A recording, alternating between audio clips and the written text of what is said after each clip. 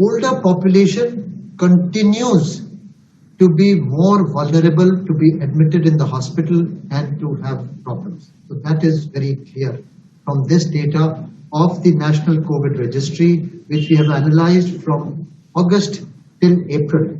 August, September, October, November was the first wave, and now the second wave, which is in March, April, which we're looking at. Only marginally higher proportion of patients of younger age group was involved. 0 to 19 years, the difference was 5.8% versus 4.2%. And 20 to 40 years was 25% versus 23%. So there is marginal difference in this.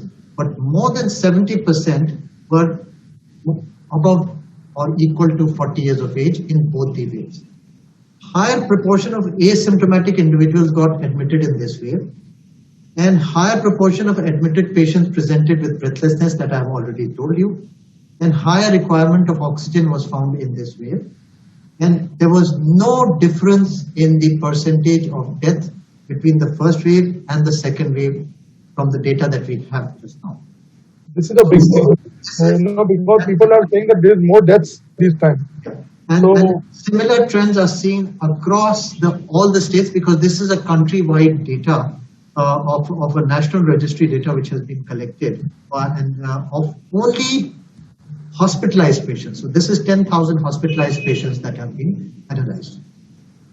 So, sir, you are saying that there is not much difference between the previous one and this as far as the effect on the generation is concerned. But, sir, do you see this as a milder version of the previous one, or do you see it as a stronger version of it?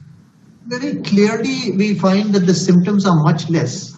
As I mentioned, the symptoms of joint pain, fatigue, muscle ache, loss of smell, sore throat are much less compared to the first wave. However, shortness of breath is higher in this. So this is some data from the hospitalized patients which we've analyzed, and we will also be putting it up on our site, the ICMR site, so that it is available to everyone as well. And as far as spread of infection is concerned, sir, any comments you like to make? Yeah, we are finding, we cannot exactly say what is driving this epidemic, but what clearly we can say is that we have tremendous amount of laxity. We have had the COVID inappropriate behavior, and we've had and identified various mutations. Some of the mutations which are of concern, which are the UK variant, the Brazilian variant, and the South African variant, which have been demonstrated to have higher transmissibility. We have also found a double mutant, which has been found in several countries, 10 countries at least, which is also been found in India, the double mutant, but the higher transmissibility of this is not established. But more important, when you're talking about this, I would like to emphasize that the RT-PCR tests that we are utilizing, they measure 2 genes or more than 2 genes, and therefore they never miss the tests. Okay. So this hypothesis or this argument that was roaming around that RT-PCR test may be negative and it may still, the RT-PCR test that we are using, and right from the beginning, we have been using 2 or more than 2 genes to identify that. While many countries have been using only 1 gene, an S gene, and all those problems, we have never done that. We have always used 2 genes or more for testing, and therefore missing these is absolutely impossible. So, Dr. Bhargav, you are saying that RT-PCR test is good enough to find any kind of mutant, right? Absolutely. What I would like, yes, absolutely, that is absolutely correct. It can find any kind of mutant because it is measuring 2 genes or more than 2 genes at different sites. And the other point. So, Dr. Bhargav, हम ऐसा इस बार क्या कह सकते हैं कि जो younger पीढ़ी है, जो जवान लोग हैं, उनको इसका ज्यादा असर हो रहा है, जो नई वेव है वो ज्यादा अफेक्टेड हो रहे हैं, ऐसा माना जा रहा है बच्चों में और यंग लोगों में इस बार ये ज्यादा फैल रहा है जो कोविड है? नहीं, ये बिल्कुल हम लोग ने इस डेटा को, हम लोग के पास एक नेशनल कोविड रजिस्ट्री है इसमें हम पूरे देश से जो मरीज भर्ती हुए हैं अस्पताल में, तो हॉस्पिटल से डेटा को कलेक्ट करते हैं और उसमें कोई 10,000 मरीजों का हम लोगों ने डेटा एनालाइज किया। अगस्त से लेके नवंबर तक को फर्स्ट वेव माना और फरवरी, मार्च, अप्रैल को सेकेंड वेव मान के इनके डेटा को कंपेयर किया दोनों को। और उसमें इस 10,000 जो हॉस्पिटलाइज्ड मरीज थे, उसमें पहली वेव में उम्र जो थी वो 50 साल थी एवरेज एज, और दूसरे वेव में 49 थी। तो 1 साल का फर्क था टोटल एवरेज में एज में। और ये भी देखा गया कि जो बीमारी के जो लक्षण हैं उसमें सांस फूलना इस वेव में ज्यादा देखा गया। इस वेव में सांस फूलना हम लोगों ने ज्यादा देखा गया, मगर पिछले वेव में वो जो ड्राई कॉफ होना है, गला खराब हो रहा है, जोड़ों में दर्द हो रहा है, थकावट है और हेडेक है, वो पिछले वेव में थोड़ा सा ज्यादा देखा गया था। इस वेव में सांस फूलना थोड़ा ज्यादा देखा गया है। और ये भी देखा गया है ओवरऑल अगर देखा जाए तो 70% लोग जो इस वेव में भर्ती थे या पिछले वेव में भर्ती थे, उनकी उम्र 40 से ज्यादा थी।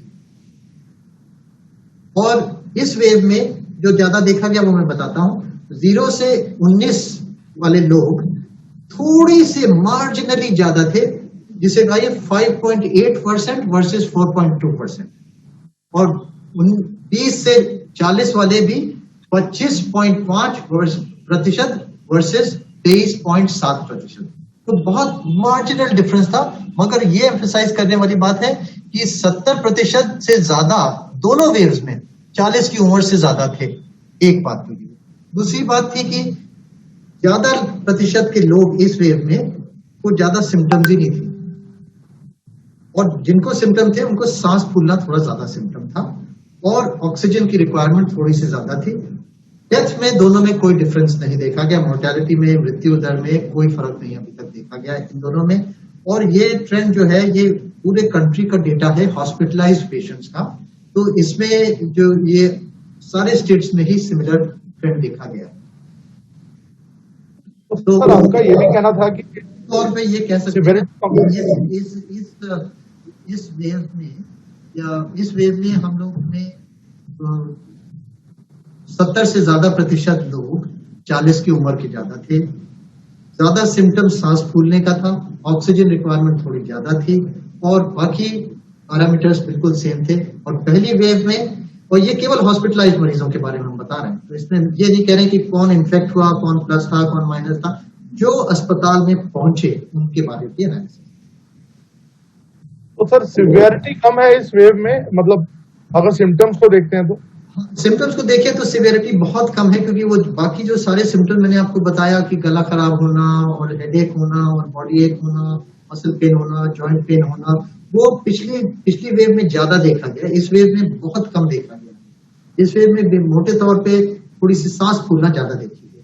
मेरा आखिरी सवाल आपसे सर, ये आरटीपीसीआर टेस्ट को लेके कई शंकाएं लोगों के दिमाग में है। ऐसे कई लोग बोलते हैं कि नेगेटिव आ रहा है पॉजिटिव होने के बाद भी, तो क्या ऐसा कुछ हो रहा है कि कोई नए म्यूटेंट जो आए हैं वो इसमें डिटेक्ट ना हो पा रहे हो?